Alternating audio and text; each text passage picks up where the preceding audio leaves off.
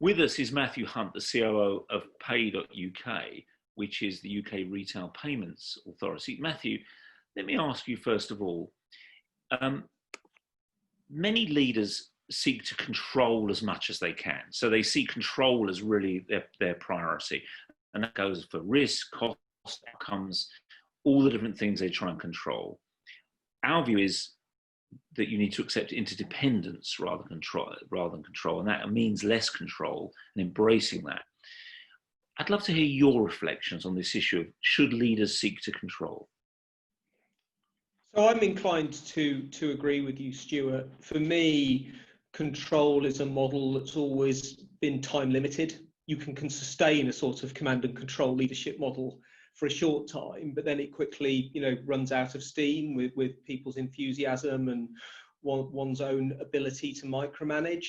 So having reflected on this a lot in the multi-stakeholder ecosystem that I work in now, I think models where we think hard about mandate and value are far more relevant. If we constantly seek to renew our mandate amongst our stakeholders and really focus on how we add value to them, it's much more of a mutually beneficial relationship that is in place correctly at the strategic level, and from that, the correct set of outcomes will flow without having to micromanage them. Has COVID changed any of that? This is a really interesting question for me, Stuart, because obviously COVID has had a profound impact on our way of working. And it came along at a time when, as you know, I've been thinking quite deeply about these issues of mandate and value. And I'd started doing that before the COVID thing. And for me, COVID has been a double-edged sword there. On one hand, it certainly made me think harder about the right leadership model when we have to rely on video conferences like this and can no longer do face-to-face meetings. But on another hand, speaking personally, it has led to a far more transactional working day.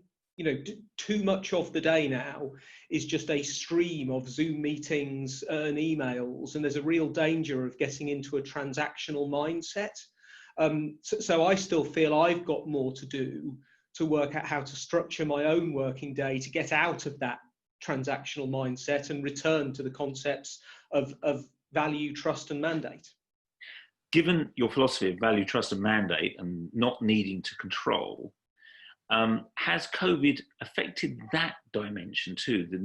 The way either you can or can't control, your need to control, the need to control things as we emerge, all of that stuff, the decisions you've had to take, and many organisations have had to take. How's COVID impacted that in your view, if at all? So COVID. Who knows whether we're at the end of the beginning or where we are in COVID, but it's clearly a crisis that will have a number of phases. I'll give you a reflection on the first phase. And as I say, who knows how far we are through it. In the first phase, running critical national infrastructure payment systems, as I do, me and a number of colleagues were incredibly busy, just making sure the core operation could continue in a remote working model. That actually meant in the short run, I had to be far more empowering and delegate far more than would ordinarily have been the case. So in leadership terms, there's a really good story to come out of that first phase in that, we asked some of our colleagues to step up and they did. But I think my points in the previous answer about the transactional working day, there will be future phases of this, and I think we'll need to keep adjusting. Now, you've referenced the fact that you're leading in a multi-stakeholder ecosystem. And in that ecosystem, you said you can't control. You have to ensure that you're delivering value against a defined mandate. I'd like to get an understanding of you. What changes if you view your environment as an ecosystem where you're engaging with different people some you're serving, some you are serving you, others are regulating you. There are all sorts of different people in your ecosystem.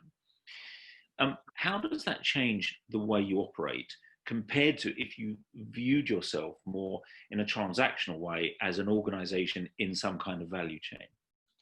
So this one, Stuart, I think is independent of COVID, and this was a set of thinking me and some others were doing anyway.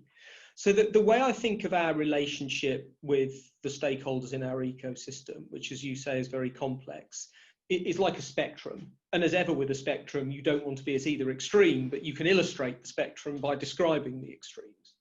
So at one extreme of this spectrum, you have got a totally puritanical controlling relationship with the stakeholders in the ecosystem, where you just tell them what to do and micromanage, and that's obviously wrong, but it's one extreme. At the other extreme, you could have no leadership values at all, not stand for anything, and just try and do everything as a sort of referendum amongst what your stakeholders say, and you'd just be captured by them all, and that's wrong too. It's certainly wrong in my industry because I'm on the board of a company that's supposed to exercise independent governance over the payment system. So we can't be at either extreme. And what I've been thinking about hard recently is where on that spectrum do we need to be? And the really fascinating thing is this. It's actually really hard to write down. You can't write a formula for it or a set of process instructions. You sort of have to feel it based on your relationship with your stakeholders and feel it issue by issue. And that's why, in particular, trust and relationships are so important, because you only get that correct feel if you have close relationships with the stakeholders in your ecosystem. Well, then just building on that, can you describe for me the behaviours that you need to demonstrate in that situation, the ecosystem you've just described? So for me, Stuart, the reflection I have there is that trust is a two-way street, and relationships formed over a period of time really matter in building that trust. So it is really important to trust the other side and to get that trust in return. That is done by working in an open and transparent, honest and shared value way with those stakeholders over a long period of time. And actually, it's one of the things that I'm getting somewhat concerned about in the COVID situation. A phrase you've heard me use before is that new phenomena are often overhyped in the short term and underestimated in the long term. And we've all heard these people saying, oh, well, remote working is obviously a triumph because we're all on Zoom and we'll never need to do business face-to-face ever again. Now, my view is very different. I think there will be a shift. There'll be a set of long-term phenomena we haven't worked out yet. But for me, a key part of these relationships were built on that face-to-face contact that we had up to March. And I believe this has worked because most of us are falling back on those relationships that had been established in person, and therefore getting back to that level of personal contact as we seek to maintain our relationships. But also as time goes on, it'll be more and more important to establish new ones. So that personal contact and that building of relationships and trust, I think it will really matter. And therefore the long-term equilibrium we end up with in COVID, I think needs much more thought.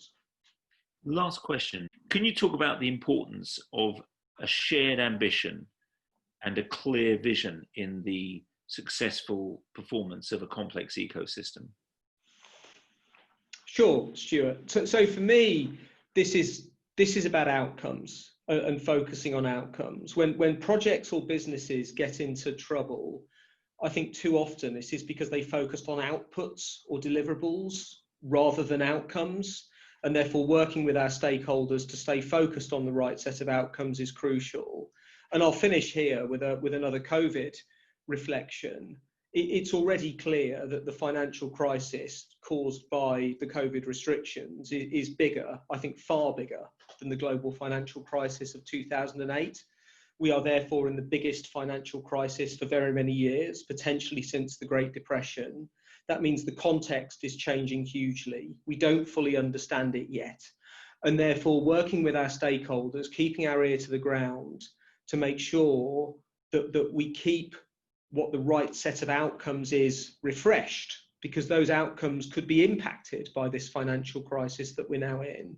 So working with our stakeholders to make sure we're shooting for the right outcomes and we maintain that shared vision will be absolutely crucial.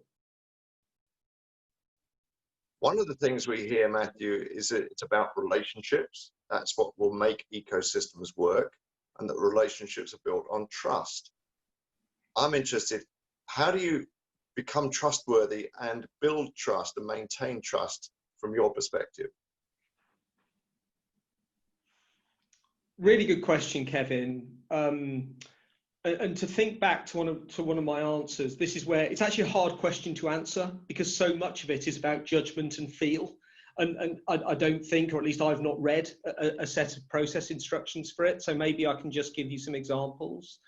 But one of the key things for me is seeing situations from another person's point of view.